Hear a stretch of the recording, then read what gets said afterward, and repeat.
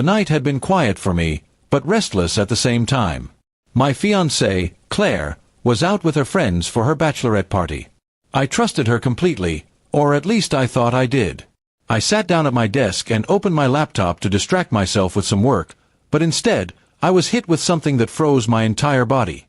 One of her friends had accidentally gone live on social media, and the video appeared right there in my feed. What I saw wasn't laughter or silly party games. It was Claire in the middle of the chaos, sitting too close to a man who was very clearly not me. At first, I told myself it must be a misunderstanding. Maybe it was a prank, maybe she was just caught in the wrong angle. But the longer I stared, the clearer the betrayal became. She wasn't just sitting with him, she was leaning on him, kissing him, completely forgetting the vows we were just days away from making. My stomach turned. My heart hammered so loudly that it drowned out every other sound.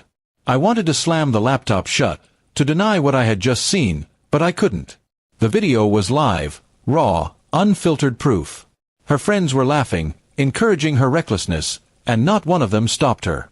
That was the moment I realized, the woman I was about to marry wasn't who I thought she was. The life I had been building in my head was collapsing, brick by brick, right in front of me. I didn't sleep that night. I just sat in the dark, staring at the ceiling, rehearsing everything I would say the next day. There were tears, but not the kind I expected. They weren't from heartbreak as much as from anger at myself for ignoring all the small signs before. Claire had always been a little careless with boundaries, brushing off flirtations as harmless fun. I had chosen to trust her. Now I saw where that trust had led me. When she finally came home early in the morning, still smelling of alcohol and perfume, she walked in smiling, pretending nothing was wrong. She threw her purse on the couch and said, "What a night! I can't wait for the wedding." Her voice was light, but I couldn't match it. I just looked at her, silent, my arms crossed. "Something wrong?" she asked, her tone suddenly more cautious. I took a deep breath and turned the laptop around. The video was still saved online. I pressed play.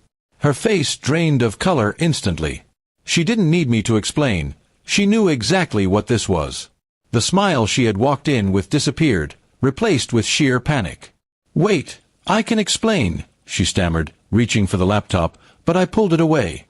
"It was just the drinks. It didn't mean anything. I swear it was a mistake. A mistake," I said quietly, though my voice trembled with restrained rage. "You were with him the entire night. You weren't thinking of me, of us, of our vows. Tell me, was all of this a mistake too?" Her excuses tumbled out one after another. She blamed the alcohol, the peer pressure, even her friends for setting the mood. But none of it mattered. Trust, once shattered, doesn't come back with a flimsy excuse. I told her flatly, "The wedding's off."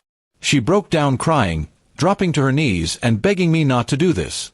She said she loved me, that she didn't want to lose me. But I saw her love in that live video.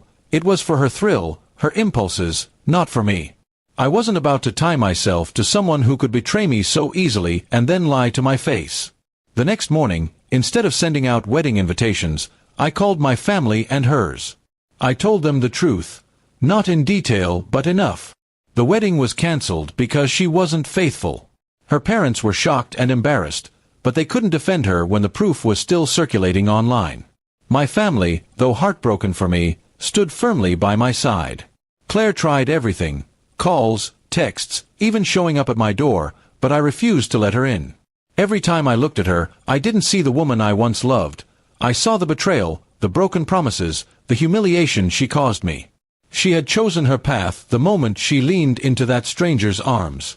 Days later, her friends reached out to me, trying to smooth things over, saying, "It was just a party, you're overreacting."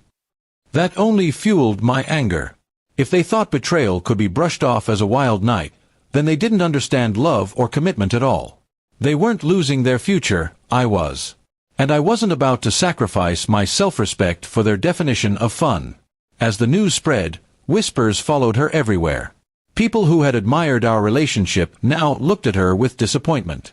The consequences she faced weren't just losing me, they were losing her dignity, her image, her carefully built narrative of being the perfect bride.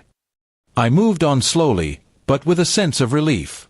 The pain was sharp, but I knew it was better to face it now than years later with a marriage built on lies. Claire had taught me the hardest lesson in the cruelest way. Love without loyalty means nothing. And while she faced the weight of her choices, I walked away free, with my head held high. That morning, when I ended it, she learned the cost of betrayal. She lost not just a wedding, but a future with someone who truly loved her. And I learned that sometimes, the worst night of your life can save you from a lifetime of regret.